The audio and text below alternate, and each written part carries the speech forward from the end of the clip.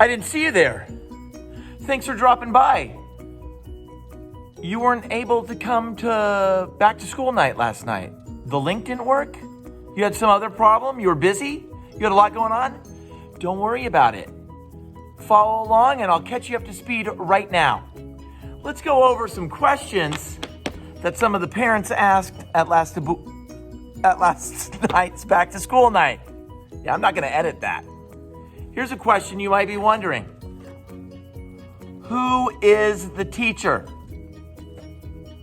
I'm the teacher, Kirshen. This is my 26th year at Martinez Junior High School teaching history class. You might want to know, what do they learn in this class?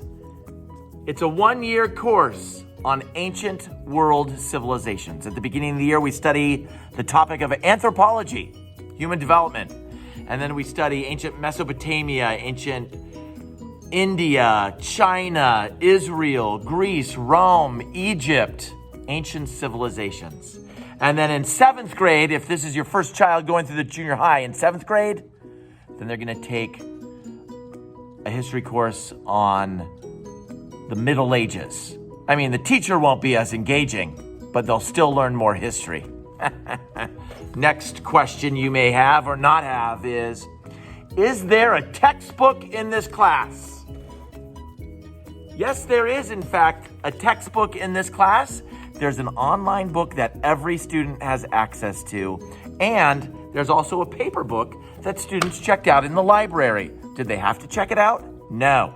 But if they find it easier to learn from a paper book, then they should have checked it out when we went down there as a class. You might wonder, is there any homework in history class? Well, yes, in fact, there is homework in history class. But the only homework they ever have in this class is to finish the work that they didn't finish in class. So the only homework is unfinished class work. And students will usually work on a project or an assignment for a few days in class, and then they'll be given a few days to finish that assignment. You might ask, how do you know what is for homework? Well, by far the most important tool I use that helps students know what the homework is the Remind app. Students will get messages every time they have to finish something for homework. And I know it's mainly parents that sign up for the Remind app, but if your student has a cell phone that texts messages, they should get the reminders themselves. They're the ones doing the work, not you. The homework is also listed in Google Classroom. And once the students get planners, we'll write all the homework each week in the planner, but most importantly, the Remind app.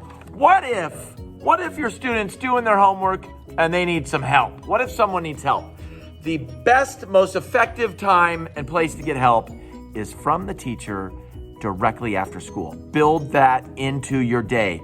Your student needs help a lot, have them come by, check in after school, get help on the work. It's done before they go home. The teachers at the junior high are here till like 3:15, 3:30 every day, willing to help students. Now, students can email, but then I email back. They don't understand, then they email me back. Email is the slowest way for a student to get help. It's so much faster just to get the help in person. Now, a lot of parents are going to ask, because there is unfinished classwork, which becomes homework, do you accept late work? Well, I'm a little more of a stickler than some people are on the late work. If a student is assigned an assignment, they need to do the assignment and they need to turn it in when it's due.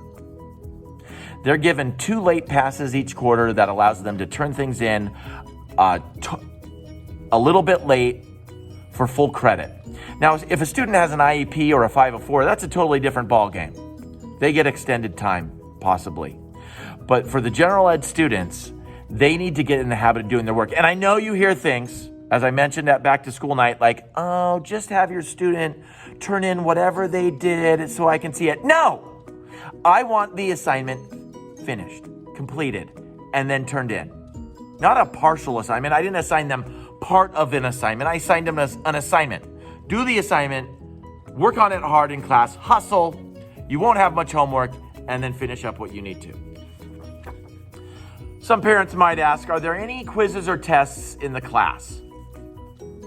Yeah, there's quizzes and tests in the class. If we're gonna take a quiz or a test in the class, the students are gonna be told about it ahead of time.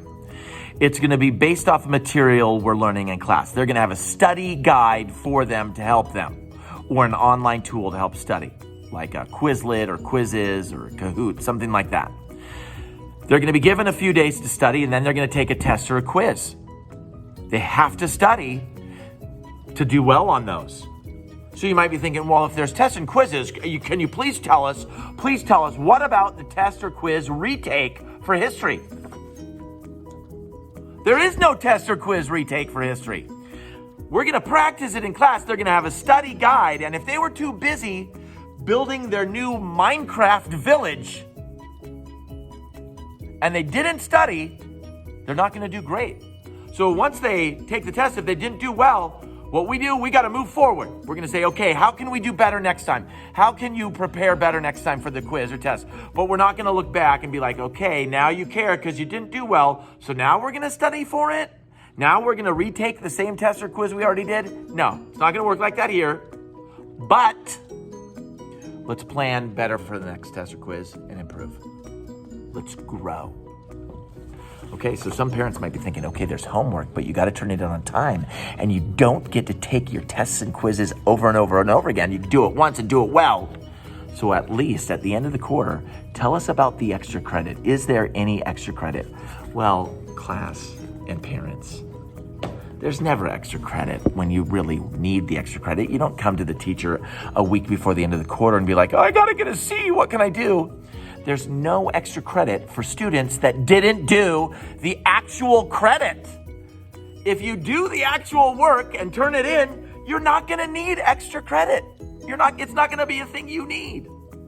The only person who I would actually want to give extra credit to is somebody that worked really hard and did all their work, but maybe they struggle a little bit on tests and quizzes. I would want to give that person extra credit. But for somebody who didn't do assignments, yeah. They need to do the assignments. That's the way, their ticket to a better grade. Not by trying to do something extra, magic at the end, that's not gonna exist. And let's be honest, the only kids who ever really wanna do the extra credit or do the extra credit, those are the kids that are already doing everything else. It's the kid who's getting like an A-, and they're like, I really would rather get an A. What can I do to raise my grade? That's the kid who usually does the extra credit anyway. So without extra credit and no test retakes and homework due on time that has to be finished, you might be thinking, oh goodness, what should we do? How do we contact Mr. Kirshen to get the questions we need answered? Well, class and parents, but mainly parents, maybe you shouldn't contact me right away when you have a question or a concern. Because the goal of sixth grade, the goal of the year should be for students to start gaining some sense of responsibility and some sense of independence, even though I know they're only 11 and 12 years old, but trying to help encourage them to take care of their own problems and needs. So instead of you contacting me and writing me a big email, which do you really want to write me an email? Probably not.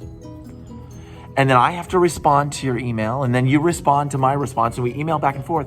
What if the sixth grader just came in and got the help after school? I helped them right then and there, and then they went on their way, and problems were solved quickly and efficiently in person. That, to me, would be a win, that your student, even though they may be a little shy and young, gets in the habit of visiting their teachers. And when they're absent, just come in after school and get the help you need to get you all caught up to make the year go well. That's my goal. My goal is that your student starts growing up a little bit during this year. And I know some sixth graders come in more mature or less mature than others, but every sixth grader can start gaining some sense of independence this year. Now, if we were live, I would ask you, do you have any of your own questions? But then I would tell you we ran out of time and we didn't have time for your questions anyway.